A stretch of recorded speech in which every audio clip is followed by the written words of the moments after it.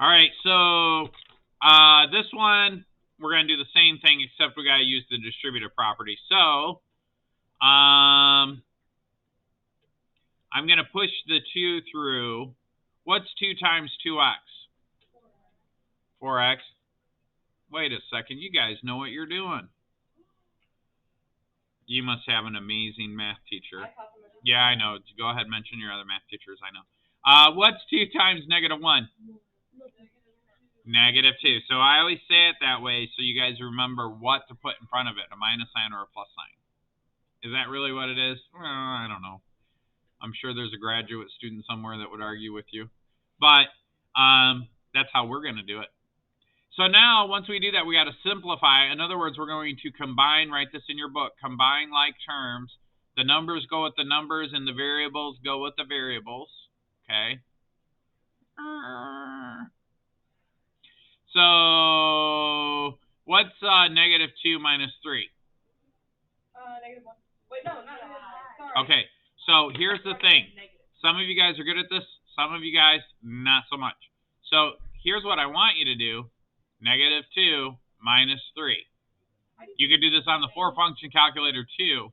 Make sure you have that right number, because if you don't have the right number, it throws the whole thing off. So what do you notice right now? What do you notice right here, right now? It's the same on both sides.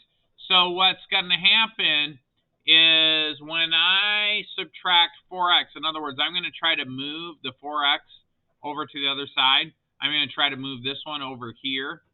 When I subtract 4x over here, and I subtract 4x on the other side, because you got to do it to both, what I end up with is negative 5 equals negative 5. That's true, but there are infinitely many solutions. Here's why. Here's why there are infinitely many solutions. I'm going to graph the left-hand side and the right-hand side. So watch this. Go to y equals, clear this out, clear this out. On the top one, I want you to put 4x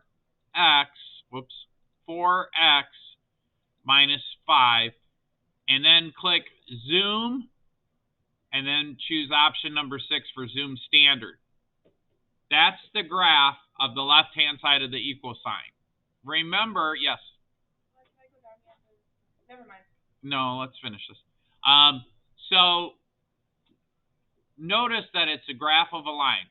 Remember on our last problem, what was the solution?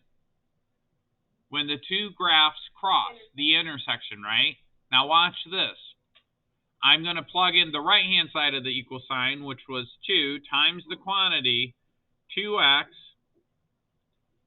minus 1, close parentheses, minus 3, right? Now watch the screen when I hit graph. It graphs the first one, it graphs the second one. Where do they intersect? Everywhere. So any point on this line is an intersection. So what does that mean? Well, when x equals 0, it intersects. So x equals 0 is the solution. X equals, and no matter what number I plug in here, when x equals 1, it's a solution. Always. Always. So there are infinitely many solutions because when you graph them, guess what? They're the same line. So I want you to write that down, and it's going to be the same. So at some point in time, you're going to have the left-hand side equaling the right-hand side. That's the same line. Okay? At some point in time, you're going to have the left-hand side of the equation equal the right-hand side. See that little box? The left-hand side equals right-hand side. See how it ends? Left-hand side equals the right-hand side. That means they're the same line. And if they're the same line, then they're going to intersect everywhere. So that means infinitely many solutions. They don't use infinitely because, I don't know, maybe that's a concept that they think is beyond your grasp. But you know what I mean by that, right? There's an unnumberable amount of solutions. Okay? And unnumberable is probably not the right word, but that's okay. I'm going to leave this up here.